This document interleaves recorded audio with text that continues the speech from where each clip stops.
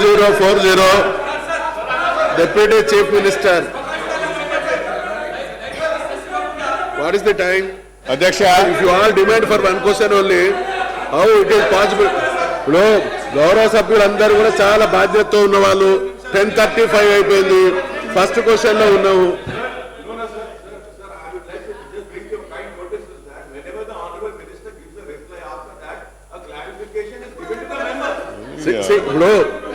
వినండి, short discussion కి allow చేస్తున్న తర్వాత అక్బరుద్దీన్ గారు నాట్ ప్రాక్టీస్.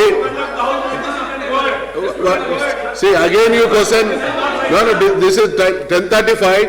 మీరు ఒక మాట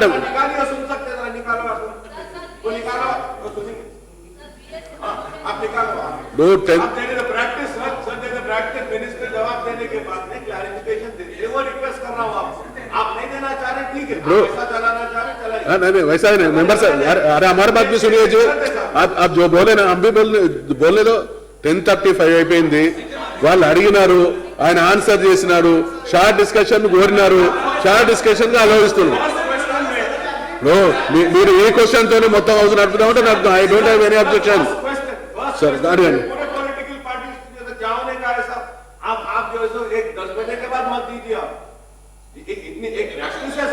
ఇప్పుడు మిగతా క్వశ్చన్ సంగతి ఏంటండి? మిగతా మెంబర్స్ డిమాండ్ ఏంది? మిగతా మెంబర్స్ డిమాండ్ ఏంది? नहीं चला रहे, सबके सम्मति से चला रहे. అధ్యక్ష, లక్ష్మణ్ గారు షార్ట్ డిస్కషన్ అలో చేశారు కదా. షార్ట్ డిస్కషన్ సార్ అలో చేశారు, మంత్రి గారు కూడా సిద్ధంగా ఉన్నారు. దాంట్లో అన్ని విషయాలు సవివరంగా మాట్లాడుకోవచ్చు. आप जो बोल रहे मैं सुन रहा हूँ. ये नहीं लगाए तो हम नहीं सुन सकते. ये आवाज షార్ట్ డిస్కషన్ కు అలౌ చేస్తున్నాము.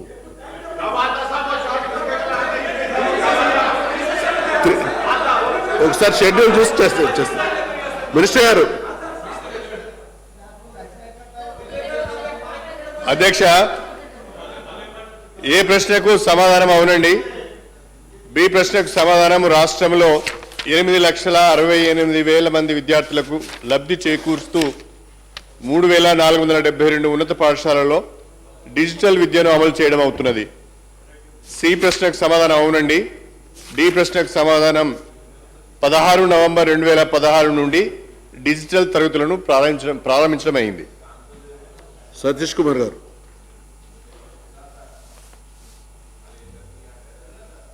అధ్యక్ష, ప్రప్రథమంగా డిజిటల్ క్లాస్ రూమ్ ప్రభుత్వం నిర్ణయం తీసుకొని గౌరవ ముఖ్యమంత్రి గారు, గౌరవ డిప్యూటీ చీఫ్ మినిస్టర్ గారు తీసుకోవడం అనేది చాలా గొప్ప విషయం. అధ్యక్ష, మనం చూస్తున్నాం చాలా దిక్కులో కూడా ఇదివరకు అడ్వర్టైజ్మెంట్ చూసేది ఉంటే డీజీ స్కూల్స్ అని చెప్పి, గ్లోబల్ స్కూల్స్ అని చెప్పి, ఇంటర్నేషనల్ స్కూల్స్ అని చెప్పి వివిధ పేర్లతోని ప్రైవేట్ స్కూల్స్ అన్నీ కూడా ముందుకు వచ్చి మరి చాలామందిని కూడా మరి ఒక కన్ఫ్యూజన్ స్టేట్లో ఉంచే పరిస్థితిలో కూడా ఈరోజు ప్రభుత్వం డిజిటల్ క్లాస్ రూమ్ అని తీసుకొని ప్రతి స్కూల్లో కూడా గవర్నమెంట్ స్కూల్స్లో, గురుకులాల్లో, అదే కేంద్రీయ విద్యాలయాల్లో, అదేవిధంగా మోడల్ స్కూల్స్లో కూడా డిజిటల్ క్లాస్ రూమ్స్ అని తీసుకోవడం అనేది చాలా గొప్ప విషయం అధ్యక్ష. కానీ దీంట్లో మరి ప్రారంభించిన తర్వాత మనం దసరా వరకు ప్రారంభిస్తామని చెప్పినాం. ఇప్పటి వరకు ఎన్ని స్కూల్స్లలో ప్రారంభమైంది, ఎంతవరకు అది మరి పిల్లవాళ్ళు ఎంతవరకు ఈ క్లాస్ రూమ్లో అటెండ్ చేస్తున్నారు, అటెండ్ చేసిన వాళ్ళు ఎంతమందికి ఈ క్లాస్ రూమ్స్ అర్థమవుతున్నాయి. రెండో విషయం, దీనికి కావాల్సిన సంబంధిత సిబ్బంది మనకు తయారుందా లేదా, తర్వాత స్కూల్స్ లోపల మరి ఇవన్నీ డిజిటల్ స్కూల్స్ కానివ్వండి, లేకపోతే దీనికి కావాల్సిన సంబంధిత ఎక్విప్మెంట్ కూడా రెడీ ఉందా లేదా అని చెప్పి గౌరవ మంత్రి గారిని నేను ప్రశ్నిస్తున్నాను. కిషోర్.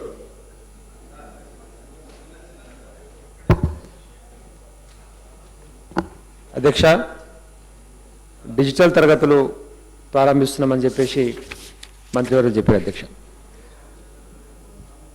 విద్యార్థులు దేశ భవిష్యత్తుకు ఉపయోగపడేటువంటి రేపు ఉజ్వల భవిష్యత్తు ఉండాలంటే కనుక దేశ భవిష్యత్తు తరగతి గదిలో నిర్మించబడుతుందని చెప్పేసి మాజీ ప్రధాని జవహర్లాల్ గారు చెప్పారు. అధ్యక్ష, అయితే ఇప్పుడు ఈ కాలంలో, సమకాలంలో ఇప్పుడే సతీష్ గారు చెప్పినట్టు డిజిటల్ పేరుతోని, ఈ టెక్నాలజీ పేరుతోని రకరకాల పేర్లు మార్చి ప్రైవేట్ విద్యా వ్యవస్థ చాలా ముందుకు పోతున్నటువంటి సందర్భం కనపడుతుంది. అధ్యక్ష, ఆ క్రమంలో రాష్ట్ర ప్రభుత్వం డిజిటల్ తరగతుల ద్వారా ప్రభుత్వ పాఠశాల చదువుతున్నటువంటి విద్యార్థులని ప్రపంచంతో పోటీ పడే విధంగా ముందుకు తీసుకుపోవడం కోసం తీసుకున్నటువంటి నిర్ణయాన్ని అభినందిస్తూ మేము ప్రధానంగా ఇక్కడ తీసుకున్నటువంటి నిర్ణయంలో మొత్తం కూడా బుక్స్ ఉన్నటువంటి కాలం నుంచి లుక్స్ కాలానికి ప్రపంచం అడుగులు వేస్తూ ఉంది అధ్యక్ష. అంటే చూడడం ద్వారానే ఎక్కువ ఎఫెక్టివ్గా పనిచేస్తున్నటువంటి అంశాన్ని పరిగణలోకి తీసుకొని డిజిటల్ క్లాస్ రూమ్ తీసుకొచ్చినటువంటి సందర్భం కనపడుతుంది అధ్యక్ష. అయితే డిజిటల్ క్లాస్ రూమ్లో పెట్టినటువంటి సందర్భంలో ఏ తరగతి వరకు వీరు తీసుకునేటువంటి విషయంలో మంత్రి గారు స్పష్టత ఇస్తే బాగుంటుంది అధ్యక్ష. అంటే ఫస్ట్ టు 10th ఉన్నటువంటి స్కూల్స్లో ఏ తరగతి వారికి ఇది ఇంప్లిమెంట్ చేయడం కోసం ఈ సంవత్సరం నిర్ణయం తీసుకున్నారో చెప్తే బాగుంటుంది.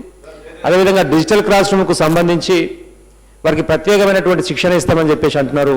ఇప్పుడు ఉన్నటువంటి ఉపాధ్యాయులకే శిక్షణ ఇచ్చి వారి ద్వారానే విద్యార్థులలో క్లాసులు చెప్పించేటువంటి ప్రయత్నం చేస్తున్నారా, లేకపోతే డిజిటల్ క్లాస్ రూమ్ కోసం ప్రత్యేకమైనటువంటి ఒక ట్రైనింగ్ ఆల్రెడీ తీసుకున్నటువంటి వారిని ఏమైనా అవుట్సోర్సింగ్ ద్వారానో కాంట్రాక్ట్ ద్వారానో తీసుకున్నటువంటి అవకాశం ఏమైనా ఉన్నదనేటువంటి విషయం కూడా మంత్రి గారు స్పష్టమిస్తే బాగుంటుంది అధ్యక్ష. అదే సందర్భంలో కేవలం ప్రభుత్వ పాఠశాలలకైనా లేదంటే వివిధ సొసైటీల పేరుతో అది బీసీ వెల్ఫేర్ సొసైటీ కానివ్వండి, ఎస్సీ వెల్ఫేర్ కానివ్వండి, ఎస్టీ వెల్ఫేర్ కానివ్వండి, మైనార్టీ వెల్ఫేర్ కానివ్వండి, కస్తూర్బా పాఠశాలలు కానివ్వండి, మోడల్ స్కూల్స్ కానివ్వండి, ఇతరత్ర సొసైటీల పేరుతో నడుస్తున్నటువంటి మిగతా సొసైటీ స్కూల్స్ కూడా ఈ డిజిటల్ క్లాస్ రూమ్స్ ఏమైనా మీరు ఇచ్చేటువంటి అవకాశం ఉన్నదా, మరి వారికి కూడా అక్కడ ఉన్నటువంటి టీచర్స్కి ఇస్తారా లేకపోతే ప్రత్యేకంగా నియమించుకునేటువంటి అవకాశం ఉన్నటువంటి విషయంలో కూడా స్పష్టత ఇస్తే బాగుంటుందనేటువంటి విషయం తెలియజేస్తున్నాను అధ్యక్ష. అదేవిధంగా ఇంకా అయిపోలేదు అధ్యక్ష, నిమిషమన్నా కాలేదు. క్వశ్చన్ నిమిషం అంటే ఆన్సర్ చాలా ఎట్లా అధ్యక్ష, ఇప్పుడు అర్ధగంట సేపు నడిపిస్తారు మా పిల్లగాళ్ళ ముచ్చట. 14 ఏళ్ళు విద్యార్థి నాయకులుగా పనిచేసిన అధ్యక్ష, అదే విద్యార్థుల గురించి అడగనీరు మమ్మల్ని. నాలుగు అడిగినారు ఇంకా కానివ్వండి. కాదు అధ్యక్ష, ఒక 14 ఏళ్ళు విద్యార్థి నాయకులుగా పనిచేసిన కాబట్టి విద్యార్థుల పక్షాన మాట్లాడే అవకాశం వచ్చింది. దయచేసి ఒకసారి స్పష్టత గురించి నేనేం క్వశ్చన్ టు క్వశ్చన్ అడుగుతున్నాను నేను. క్వశ్చన్ అడుగు, ఇంకా స్పీచ్ వద్దులేండి. క్వశ్చన్ అడుగు, పే సైలెన్స్.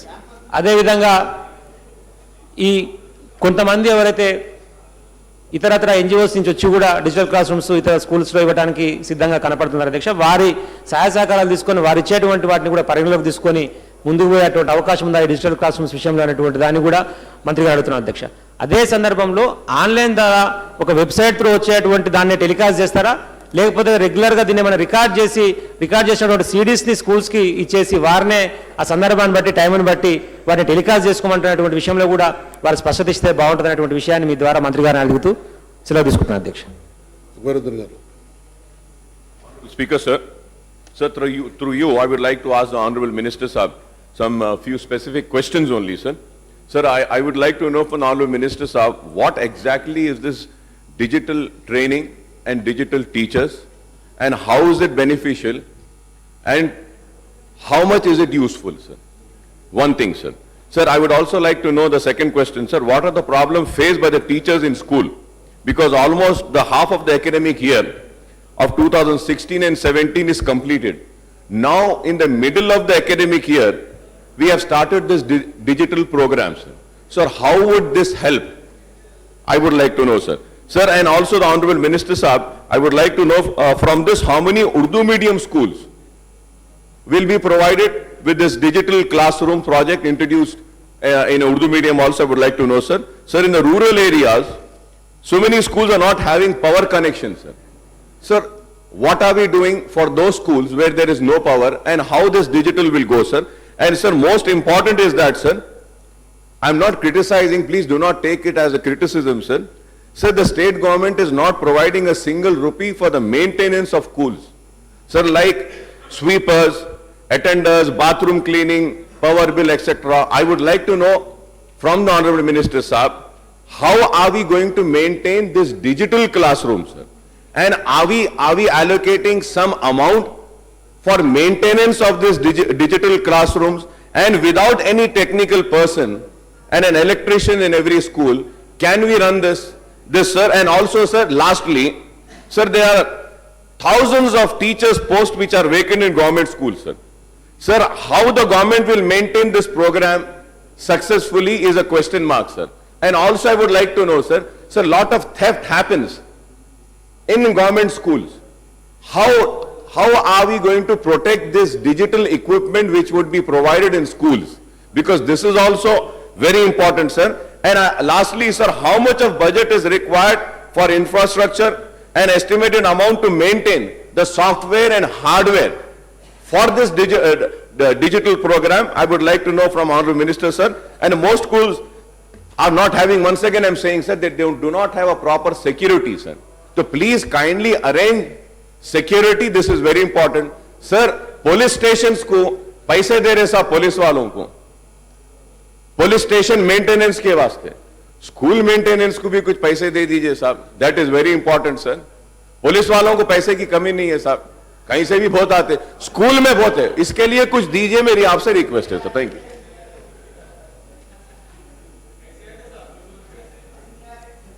అధ్యక్ష ధన్యవాదాలు తెలియజేస్తూ ఇప్పుడు ఈ డిజిటల్ సంబంధించి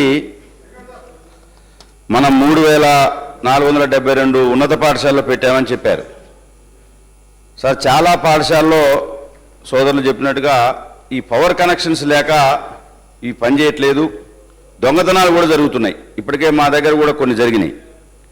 అందుకని ఈ యొక్క డిజిటల్ తరగతులకు సంబంధించి ఎక్కడైతే మీరు ఎంపిక చేశారో ఆ స్కూల్స్కి ఏ రకంగా భద్రత కల్పిస్తున్నారు, అటెండర్ కూడా లేడు, కరెంట్ కనెక్షన్స్ లేవు, ఏ రకంగా చేస్తున్నారు ఒకటి. ఈ సబ్జెక్ట్ సంబంధించి కూడా మీరేమైనా ఎక్స్పర్ట్స్ని తో స్టడీ చేయించి ఆ మెటీరియల్ పంపుతున్నారా లేదనేది చెప్పాలి. ఎందుకంటే ఉదాహరణకు మా ఖమ్మం జిల్లాలో ఈ ఎన్ఆర్ఐ ఫౌండేషన్ ఒకటే 120 స్కూల్స్లో ఈ డిజిటల్ తరగతులకు సంబంధించిన టీవీలు వాళ్ళు ప్రజెంట్ చేశారు. ఈ సందర్భంగా ప్రత్యేక ధన్యవాదాలు మనం ఎన్ఆర్ఐ ఫౌండేషన్ వారికి కూడా తెలియజెప్పాల్సిన అవసరం ఉంది. వాళ్ళు ఇవ్వటమే కాకుండా సబ్జెక్టు వారిగా కూడా ఈ సైన్స్ కానివ్వండి, మ్యాథ్స్ కానివ్వండి, దీని మీద పెన్ డ్రైవ్స్ కూడా వాళ్ళు ఇచ్చారు ఎన్ఐఆర్ఎస్ సంబంధించి.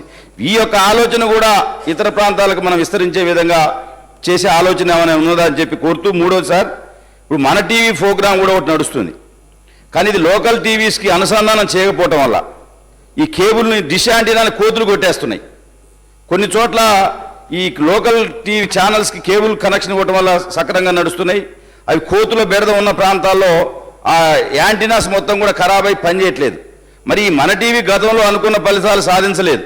ఇప్పుడు మీరు అందులో టెక్నికల్ పర్సన్స్ కానివ్వండి, సబ్జెక్టులకు సంబంధించి కానివ్వండి, అందులో ఏ రకంగా మీరు దాన్ని ఇంప్రూవ్ చేసే దానికోసం మనం ఏదో ఒక కొంతమందిని పెట్టి పునరావాసం కోసం కాకుండా చివరిది సార్, ఈ మన టీవీ కార్యక్రమంలో కూడా మీరు ఒక క్వాలిటీగా వచ్చే విధంగా, ఎందుకంటే మనం దూరదర్శన్లో వచ్చేదానికి ప్రైవేట్ ఛానల్స్కి ఎట్లా తేడా ఉంటుందో అట్లా కాకుండా ఈ మన టీవీని కూడా ఇంప్రూవ్ చేసే దానికోసం, సబ్జెక్ట్ ఎక్స్పర్ట్స్ని కూడా చేసే దానికోసం మీరు చర్యలు తీసుకోవాలని కోరుతూ, ఈ మొత్తం సమస్య మీద కూడా పేరెంట్స్ కమిటీ, విద్యా కమిటీల యొక్క పాత్రను కూడా పెంచే విధంగా చూడాలని కోరుతూ, మనం బెంచెస్ కూడా ఇవ్వాలనుకున్నాం. ఈ చూడాలంటే కూడా పిల్లగాళ్ళు కింద కూర్చొని ఇబ్బంది పడుతున్నారు. అందుకని ఈ చాలా స్కూల్స్లో బెంచెస్ లేక, అటెండర్స్ లేక, మంచినీళ్ళు లేక, కరెంటు లేక కూడా ఇబ్బంది పడుతున్నారు. అందుకని ఖమ్మం జిల్లాలో ఎన్ఆర్ఐ ఫౌండేషన్ ఏ రకంగా వేసిందో వాళ్ళని కూడా ఇతర జిల్లా డిప్యూటీ సీఎం గారు.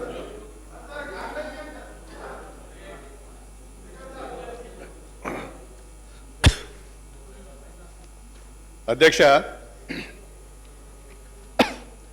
గౌరవ సభ్యులు సతీష్ కుమార్ గారు, కిషోర్ గారు, అక్బరుద్దీన్ ఓవైసీ గారు, అదేవిధంగా మన సండ్ర వెంకట వీరయ్య గారు పాఠశాలకు సంబంధించి డిజిటల్ క్లాస్ రూమ్స్కి సంబంధించి అనేక విషయాలు అడిగారు. ప్రధానంగా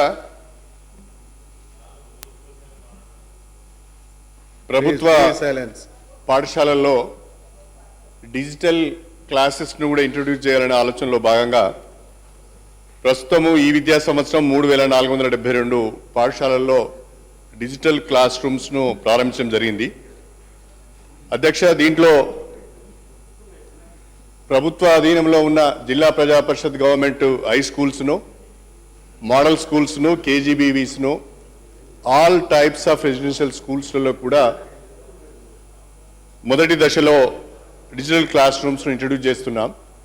ఆ మేరకు 3472 స్కూళ్లలో 5,62,00,000 రూపాయలతోని ఇప్పటికే కేఎన్స్ కానీ, ప్రొజెక్టర్స్ కానీ, అదేవిధంగా రాడ్స్ కానీ లేదా రికార్డర్ డిస్క్లు కానీ సప్లై చేయడం జరిగింది.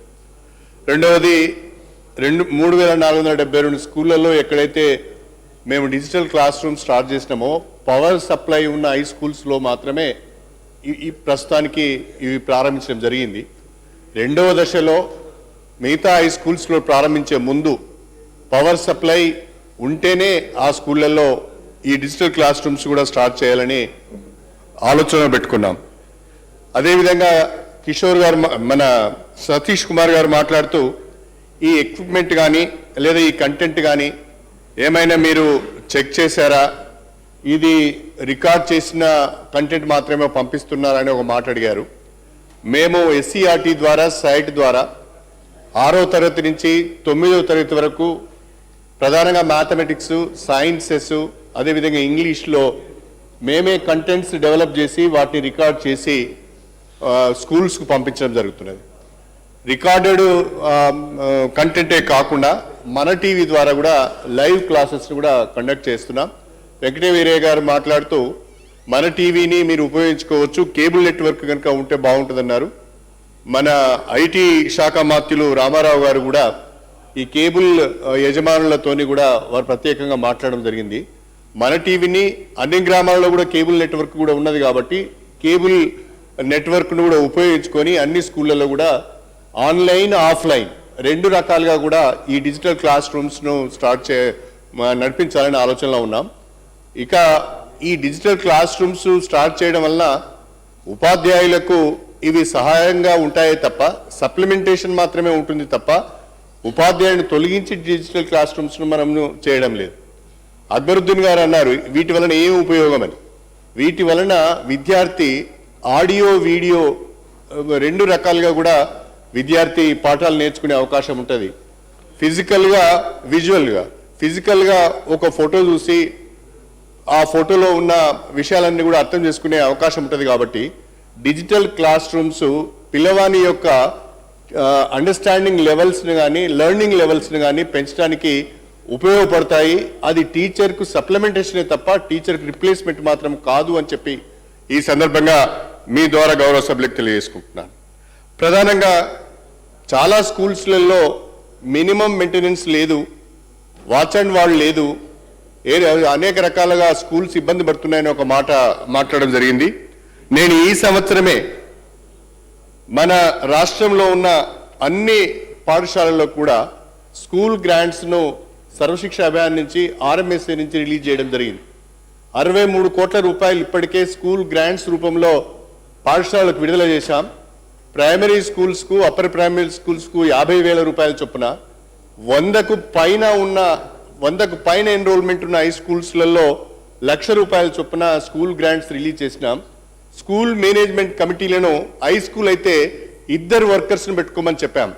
ఒక వర్కర్ ఏమో నైట్ వాచ్మెన్ డ్యూటీ చేస్తూ ఉదయం పూటనే టాయిలెట్స్ను మెయింటైన్ చేయడము, అక్కడ ప్లాంట్స్ ఉంటే ప్లాంట్స్కి వాటరింగ్ చేయడము, ఇంకొక వర్కర్ ఏమో డే టైంలో అటెండర్ డ్యూటీస్ను పెర్ఫామ్ చేసే విధంగా ప్రతి స్కూల్ కూడా, ప్రతి హై స్కూల్ కూడా 1,00,000 రూపాయల స్కూల్ గ్రాంట్ ఇచ్చాం.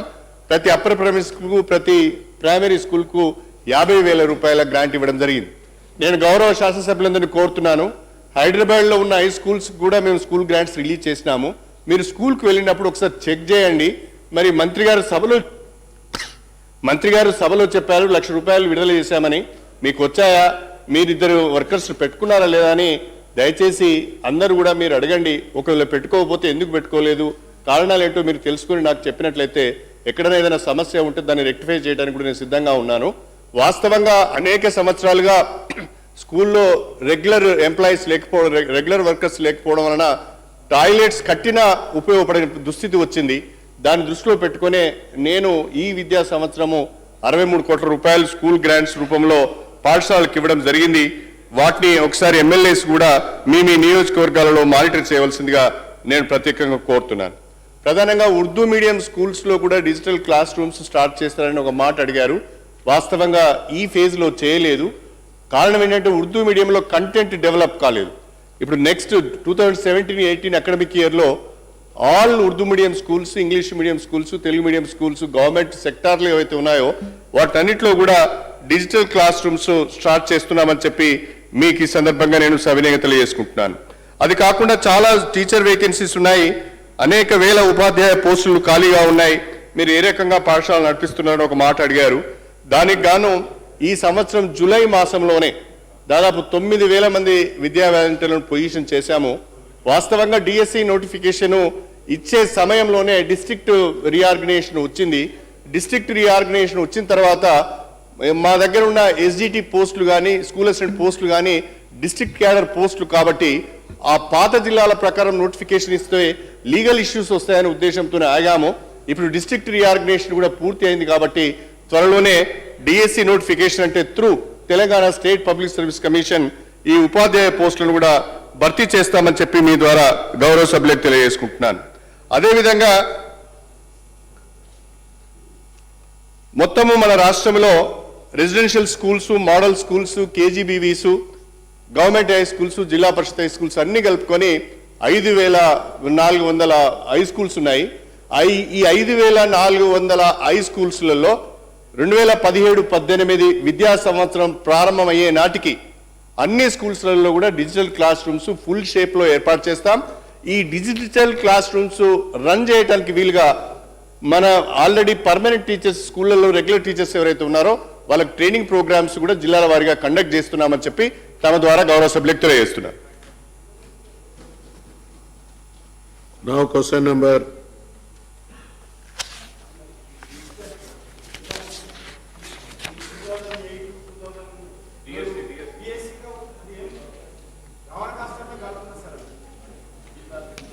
Question number 1782, Minister for Transport.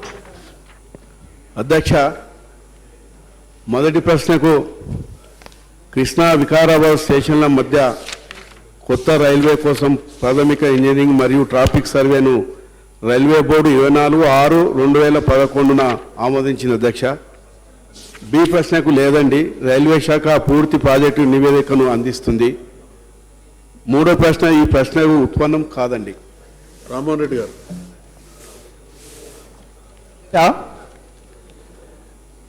గత 30 సంవత్సరాల నుంచి అధ్యక్ష తెలంగాణ వాది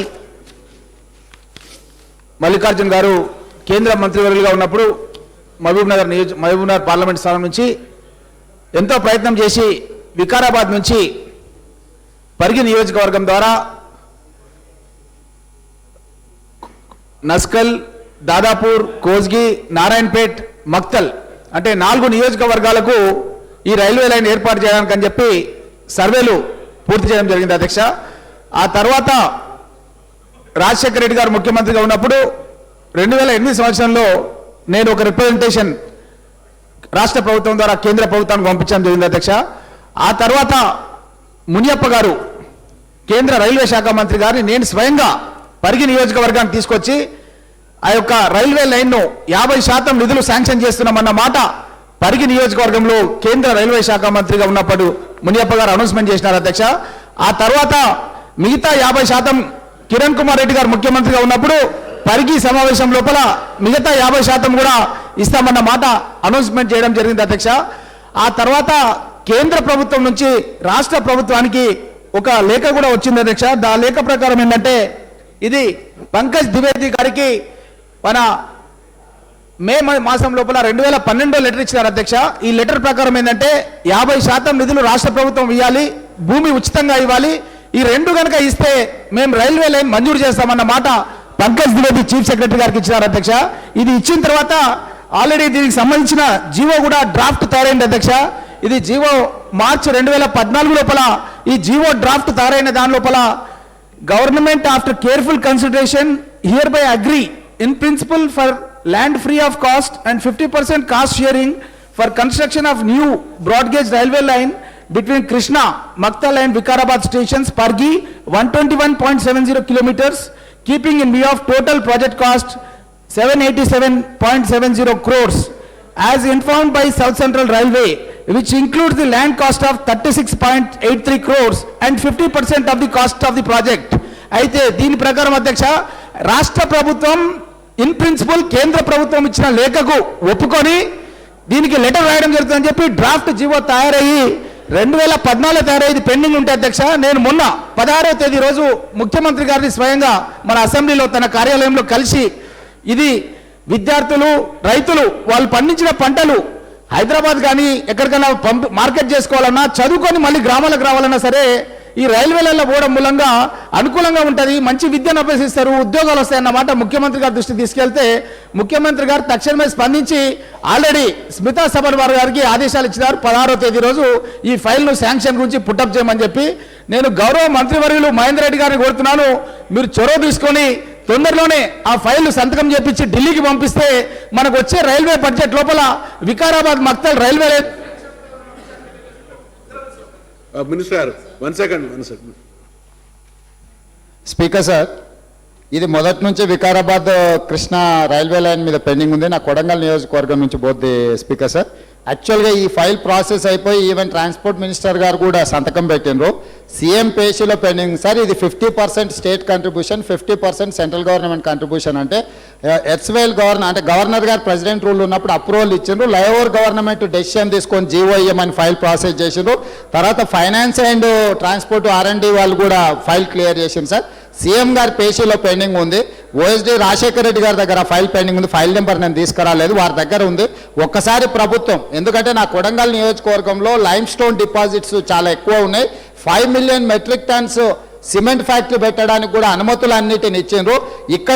ఇక్కడ మనకు రైల్వే లైన్ తీసుకురావడం ద్వారా కొడంగల్ నియోజకవర్గం, అత్యంత వెనుకబడ్డ కొడంగల్ నియోజకవర్గంలో సిమెంట్ ఫ్యాక్టరీ పెడితే అక్కడ ఉన్న నిరుద్యోగ యువతకు అందరికి ఉద్యోగ అవకాశాలు వస్తాయి. బిజినెస్ వికారాబాద్ జిల్లాలో రెవెన్యూ పెరుగుతుంది. కాబట్టి దయచేసి ఇది చాలా అత్యవసరం కింద, చాలా అంటే ప్రయారిటీ బేసిస్ మీద రాష్ట్ర ప్రభుత్వం తీసుకొని 750 crores state government matching grant ఇస్తే ఈ రైల్వే లైన్ వస్తుంది. కేంద్ర ప్రభుత్వం సుముఖంగా ఉన్నది, సిమెంట్ ఫ్యాక్టరీ వస్తుంది, అభివృద్ధి చెందుతుంది. కాబట్టి దయచేసి ప్రభుత్వాన్ని దీని కన్సిడరేషన్లోకి తీసుకోవాల్సిందిగా కోరుతున్నా అధ్యక్ష.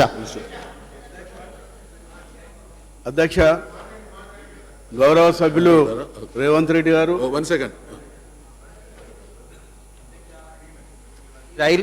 ఈ రైల్వే లైను దాదాపు ఒక 25 years నుంచి కూడా అందరు మనం కళ్ళకనే ఇది. మన మహబూబ్ నగర్ జిల్లాకు ఒక బార్డర్, అంటే కర్ణాటక బార్డర్లో ఉన్న ఏవైతే తాలూకాలు, వెనకటి తాలూకాలు ఉండనో అన్నిటి కనెక్టివిటీ అయ్యే లైన్ ఇది.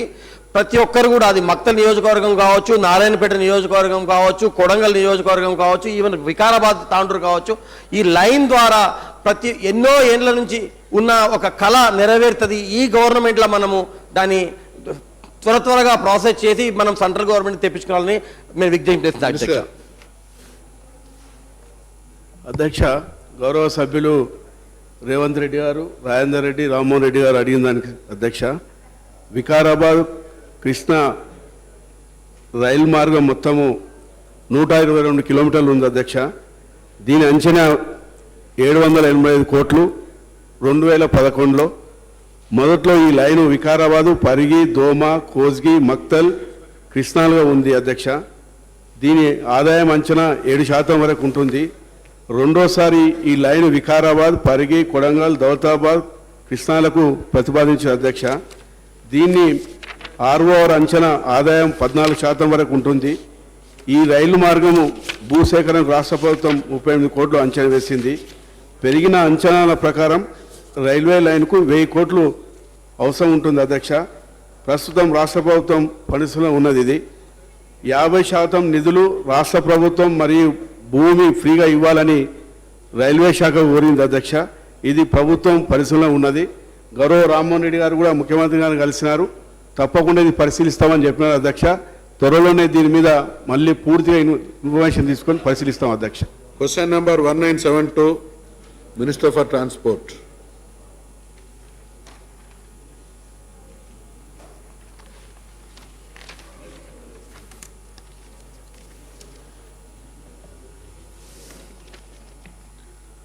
అధ్యక్ష, ఏ ప్రశ్న లేదండి అధ్యక్ష. బి ప్రశ్న అవునండి. సి ప్రశ్నకు రాష్ట్రంలోని జిల్లాల్లో పాటు హైదరాబాద్లోని MGBS మరియు ఇతర ప్రదేశాల నుండి ఆంధ్రప్రదేశ్లోని వివిధ ప్రాంతాలకు TSRTC రెగ్యులర్గా బస్సులు నడుపుతుంది. సెలవులు, పండుగల సమయంలో హైదరాబాద్లోని MGBS ఇతర ప్రాంతాల నుండి రెగ్యులర్గా సర్వీసులను అదనంగా ప్రత్యేక బస్సులను కూడా ఆంధ్రప్రదేశ్కు నడుపుతుంది అధ్యక్ష. శ్రీనివాస్ గౌడ్ గారు.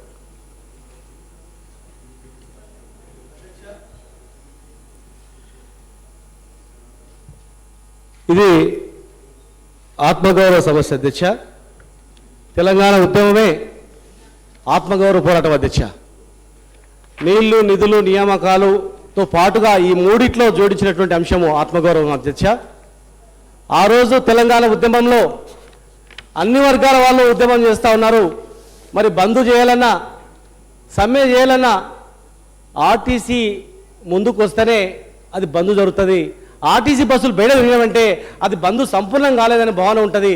మరి వీళ్ళందరినీ కూడా ఏకం చేయాలని మా నాయకుడు కేసీఆర్ గారు బాధ్యతలు అప్పచెప్తే అధ్యక్ష, ఆ రోజు హర్షత్థామరెడ్డి గారు అనేటువంటి కార్మిక నాయకుని పట్టుకొని మరి ఆయన ఆధ్వర్యంలో ఉద్యమంలో అందరి కార్మికులను తీసినటువంటి అంశం అధ్యక్ష. బంద్ చేసి తెలంగాణ సమ్మెలో పాల్గొని ఈరోజు తెలంగాణ రాష్ట్రాన్ని తెచ్చినటువంటి ఈ ఆర్టీసీ కార్మికుల అధ్యక్ష, వరంగల్ నుంచి, నారాయణఖేడ్ నుంచి, మహబూబ్నగర్ నుంచి, వివిధ ప్రాంతాల నుంచి విశాఖపట్నం బస్సు వెళ్తే అధ్యక్ష, అక్కడ విశాఖపట్నంలో 10 గంటలకి ఇక్కడ బయలుదేరితే మార్నింగ్ 3 గంటలకు అక్కడ చేరుతుంది అధ్యక్ష. బస్సు చేరగానే 5 నిమిషాల్లో మీరు వెళ్ళిపోవాలని చెప్తారంట అధ్యక్ష. బస్సు అక్కడ పెట్టుకొని అధ్యక్ష 20 కిలోమీటర్ల దూరం పోయి బస్సు ఆపుకొని మళ్ళీ 3 గంటల తర్వాత మళ్ళీ బస్ స్టాండ్కి వచ్చి బస్ స్టాండ్లో పెట్టుకోవాలి అధ్యక్ష. తాగడానికి నీళ్లు కానీ ఎలాంటి సౌకర్యం కానీ రూమ్ కానీ ఇవ్వలేదు అధ్యక్ష. అదేవిధంగా గుంటూరులో కూడా అధ్యక్ష, గుంటూరులో కూడా దాదాపు అన్ని ప్రాంతాల నుంచి గుంటూరుకు పోతాయి అధ్యక్ష బస్సులు. మరి అక్కడ ఒక చెత్త డంపింగ్ యార్డ్లో మనకు అలాట్ చేసిండ్రు, ఒక రూమ్ అలాట్ చేయలేదు. వాళ్ళు బస్సు టైర్లు తీసుకుపోయిన సందర్భాలు ఉన్నాయి, టికెట్ ట్రే తీసుకుపోయిన సందర్భాలు ఉన్నాయి, బట్టలు డబ్బులు తీసుకుపోయిన సందర్భాలు ఉన్నాయి. అక్కడ ప్రెస్ వాళ్ళు కూడా చెప్పినటువంటి సందర్భాలు ఉన్నాయి, పోలీస్ కేసు కూడా అక్కడ చేసినటువంటి సందర్భాలు ఉన్నాయి అధ్యక్ష. మరి ఆ ప్రయాణికులకు అక్కడ ఏర్పాటు చేయడానికి ఆ ప్రభుత్వంతో ఏమైనా చర్చించి ఏర్పాటు చేసిండ్రా అని మీ ద్వారా అడుగుతున్నా అధ్యక్ష. మరి అదే ఆంధ్ర ప్రాంతం సంబంధించినటువంటి వాళ్ళకు ఇక్కడ ఏసీ రూమ్లు ఇచ్చి, గౌలిగూడ దగ్గర బస్ స్టాండ్లో ఏసీ రూమ్లు ఇచ్చి పార్కింగ్ కూడా అక్కడనే ఏర్పాటు చేయడానికి మరి మనం అవకాశం కలిగించినాం. ఈ మాట వాస్తవా కాదా మీ ద్వారా అడుగుతున్నాం అధ్యక్ష. మరి వాళ్ళు ఎలాంటి చర్యలు చేపడుతున్నారో చెప్పాల్సిన అవసరం ఉంది. ఈరోజు ఆర్టీసీని కాపాడుకోవడానికి మా ముఖ్యమంత్రి గారు ఉద్యమంలో ఇంత కష్టపడ్డారు కనుక 44% ఫిట్మెంట్ ఇచ్చి 1000 కోట్ల వరకు కూడా నిధులు ఇచ్చి ఆర్టీసీని ఆదుకొని కొత్త బస్సులు కూడా కొనుగోలు చేయాలని ఒకవైపు ప్రయత్నం జరుగుతుంది అధ్యక్ష. మరి ఒకవైపు ప్రభుత్వం కొత్త బస్సులు కొనుక్కొని ఆర్టీసీ పాటలు నడపాలంటే ఈరోజు పాత విధానాలు అమలవుతా ఉన్నాయి అధ్యక్ష. ఈరోజు రాష్ట్రంలో దాదాపు ఈ హైదరాబాద్ నుంచి 2000 నుంచి 2500 బస్సులు ఇతర ప్రాంతాలకు పోతున్నాయా లేదా అని అడుగుతున్నా అధ్యక్ష. పోయేటువంటి బస్సులు కాంట్రాక్ట్ సర్వీస్ పర్మిట్ తీసుకున్నాయా, స్టేజ్ క్యారేజ్ పర్మిట్ తీసుకున్నాయా? స్టేజ్ క్యారేజ్ పర్మిట్ అనేవి ఓన్లీ ఆర్టీసీకి మాత్రమే ఇస్తారు.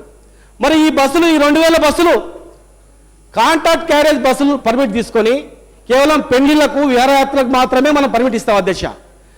అలాంటి పర్మిట్ తీసుకొని ఆన్లైన్ బుకింగ్ చేయొచ్చా? స్టేజ్ పైన అక్కడక్కడ స్టేజ్ మీద ఆపొచ్చా? ఇలాంటి చట్ట వ్యతిరేకంగా నడుతున్న బస్సుల పైన ఎందుకు చర్యలు చేపట్టలేదు? ఎన్ని కేసులు బుక్ అయినాయి?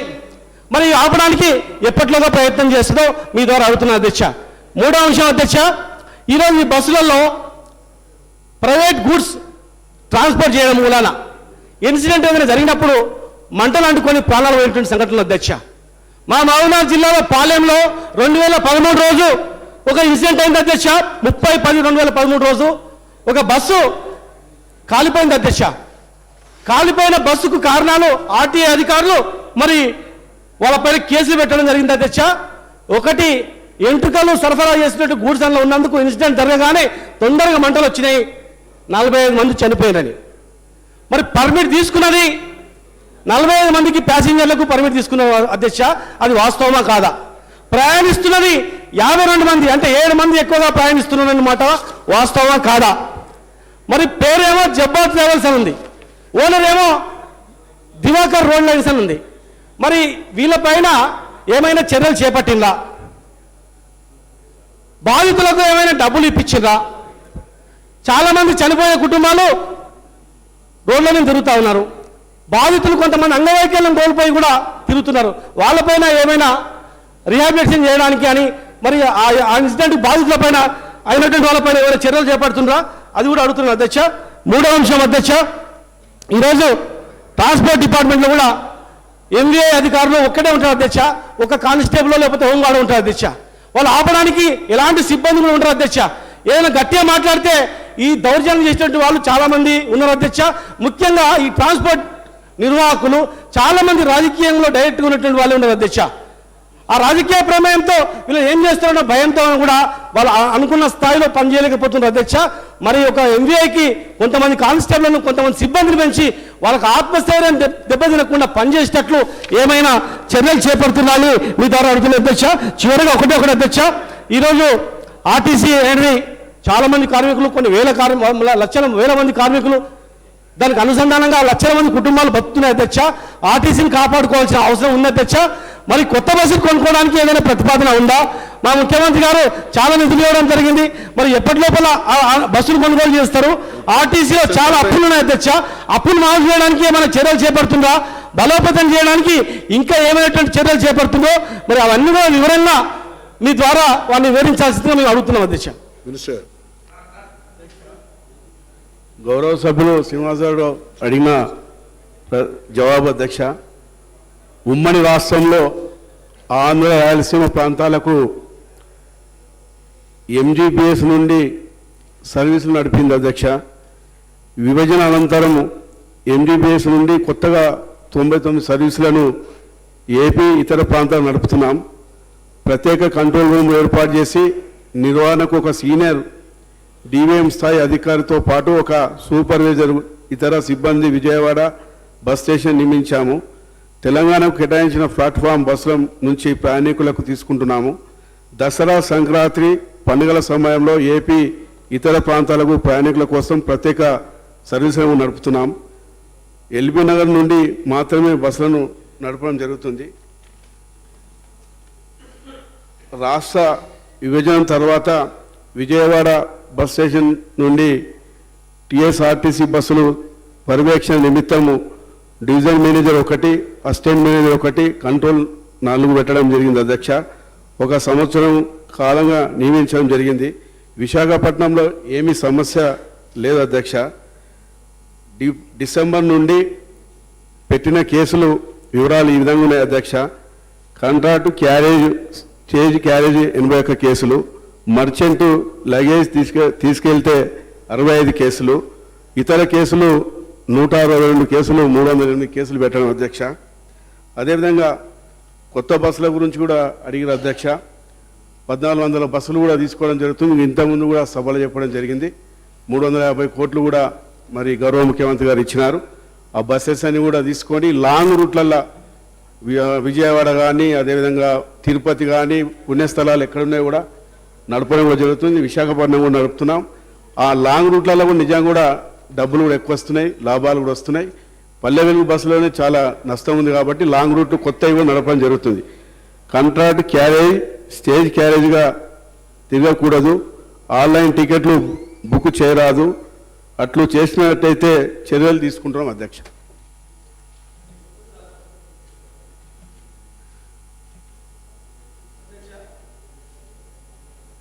అధ్యక్ష, విశాఖపట్నంలో కమలాకర్ రెడ్డి అనే డ్రైవర్ అధ్యక్ష, డిపో మేనేజర్ కూడా మల్లేశం గారు కూడా కంప్లైంట్ చేయడం జరిగింది అధ్యక్ష.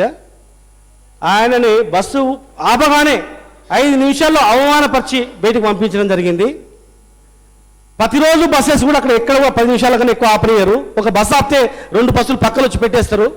ఇళ్ళకించి ప్యాసింజర్ని పిలిపించుకొని అందులో కూర్చోండి అని చెప్పి పంపిస్తున్నారు. సేమ్ విజయవాడలో కూడా, గుంటూరులో కూడా అక్కడ పోలీస్ కేసు కూడా చేయడం జరిగింది అధ్యక్ష. దయచేసి ఆ కార్మిక సంఘాలతో మీటింగ్ పెట్టి అక్కడ ఏర్పాట్లు ఆ ప్రభుత్వంతో మాట్లాడి చేయాల్సిన అవసరం ఉంది అధ్యక్ష. రెండవది, ఇంటర్సిటీ ఇంటర్స్టేట్ అగ్రిమెంట్ ప్రకారము ఆంధ్ర నుంచి ఎన్ని బస్సులు వస్తాయో తెలంగాణ నుంచి అన్ని బస్సులు పోవాలి అధ్యక్ష. ఈరోజు 200 బస్సులు మాత్రమే తెలంగాణ బస్సులు అక్కడ పోతాయి అధ్యక్ష. 2800 బస్సులు ఇక్కడ వస్తాయి అధ్యక్ష. 50-50 అనేది నడవాలి అధ్యక్ష. ఇది ఇంటర్స్టేట్ అగ్రిమెంట్ తొందరగా చేసినట్లయితే, లాభాల బాటలో ఆర్టీసీ నడుస్తుంది అధ్యక్ష. అప్పటి వరకు లాభాల బాట నడవదు అధ్యక్ష. కనుక వెంటనే దీని మీద చర్యలు చేపట్టాలి అధ్యక్ష. మూడవది అధ్యక్ష, ఈరోజు 2500 బస్సులు, 2800 బస్సులు ఇక్కడి నుంచి కాంట్రాక్ట్ క్యారేజ్ పర్మిషన్ తీసుకొని స్టేజ్ క్యారేజ్గా నడుస్తుంది అధ్యక్ష. మీరు బయట వైపు చూస్తే అధ్యక్ష, 7వ చూసినా కూడా బయట ఇక్కడ ఈ ఊర్లకు పోబడును అని చెప్పి 100ల కొద్ది షాపులు ఉన్నాయి అధ్యక్ష. ఆన్లైన్లో మనం కొట్టి చూస్తే ప్రతిరోజు కూడా ఏ బస్సు ఎక్కడెక్కడ ఆపుకుంటూ పోవాలనేది కూడా వాళ్ళు బాజాప్తా ఆన్లైన్లోనే బుక్ అవుతుంది అధ్యక్ష. మరి 2800 బస్సులు ప్రతిరోజు ఇక్కడ నుంచి పోతున్నప్పుడు 30 కేసులు 40 కేసులు ఎట్లా సరిపోతాయి? ప్రతిరోజు 2800 కేసులు 2800 బస్సుల పైన పెట్టినట్లయితే ఖచ్చితంగా కూడా వాళ్ళకు ఒక పైన నియంత్రణ వస్తుంది. ఆర్టీసీ బస్సులు మనం కొనుక్కోగలుగుతాము, రక్షణ ఉంటుంది, ప్రయాణించిన ప్రయాణికులకు కూడా ఇబ్బంది ఉండదు. ఏదైనా చనిపోతే కూడా ప్రభుత్వం సహాయం చేస్తుంది, సహాయ చర్యలు చేపడుతుంది. ఈరోజు పార్లమెంట్ చనిపోయినటువంటి వాళ్ళను అడిగే దిక్కు లేదు. వేసినటువంటి కేసు సిఐడి కేసు కూడా మూలకు పడేసింది ఆ రోజు గవర్నమెంట్లో. మళ్ళీ ఇప్పుడు ఆ కేసును బయట తీసి దోషులను శిక్షించి వాళ్ళకి నష్టపరిహారం చెప్పే బాధ్యత ఏమైనా ఉందా అని కూడా మీ ద్వారా అడుగుతున్నాను అధ్యక్ష. ఈ 20 కేసులు 30 కేసులు అంటే నామమాత్రం అధ్యక్ష. ఖచ్చితంగా ఒక టాస్క్ ఫోర్స్ నియమించి మరి సంఖ్యను కూడా పెంచి ఎంపీఐలకు కూడా భద్రత పెంచి కానిస్టేబుల్ను కూడా హోంగార్డులను నియమించి వాళ్ళకి ఇచ్చినట్లయితే ఇది సమర్థవంతంగా అమలు చేయడానికి అవకాశం ఉంటుంది అధ్యక్ష. అమాయకులు చనిపోకుండా భద్రత కూడా ప్రయాణికులకు ఉంటుంది అధ్యక్ష. ఆర్టీసీని కాపాడుకుంటాం, ఆర్టీసీని లాభాల్లో పాటు నడిపిస్తాం, ప్లస్ ఎంతో మందికి నిరుద్యోగులకు కూడా ఉద్యోగాలు వచ్చే అవకాశం ఉంది అధ్యక్ష. కనుక దయచేసి మరి దీని మీద వివరంగా చెప్పాలి అధ్యక్ష. అధ్యక్ష, రానున్న రోజుల్లో అదనంగా 306 బస్సులు ఆంధ్రప్రదేశ్లోని ప్రాంతాలకు నడపడానికి ప్రణాళికలు సిద్ధం చేసినాం అధ్యక్ష. ఇంటర్ స్టేట్ ఒప్పందం కొరకై 2 దఫాలు ఇరు రాష్ట్రాల ఆర్టీసీ అధికారులతో మాట్లాడి కమిటీ సమావేశాలు జరిగినాయి అధ్యక్ష. అంతర్రాష్ట్ర అగ్రిమెంట్ త్వరలోనే చేస్తాం అధ్యక్ష. అదేవిధంగా విశాఖలో ఏదైతే సంఘటన జరిగిందని చెప్పినారో గౌరవ సభ్యులు, అది మా దృష్టికి రాలేదు. అది తప్పకుండా దాని మీద కూడా వెంటనే చర్యలు కూడా చేపడతామని చెప్తున్నాం అధ్యక్ష. అదేవిధంగా ఆర్టీఓలు అదేవిధంగా కానిస్టేబుల్ను కూడా పెంచి ఇంకా స్ట్రిక్ట్గా చేయాలని చెప్పినారు అధ్యక్ష. తప్పకుండా మరి గౌరవ సభ్యులు చెప్పిన దాన్ని కూడా సీరియస్ యాక్షన్ తీసుకుంటాం అధ్యక్ష. Question number 1932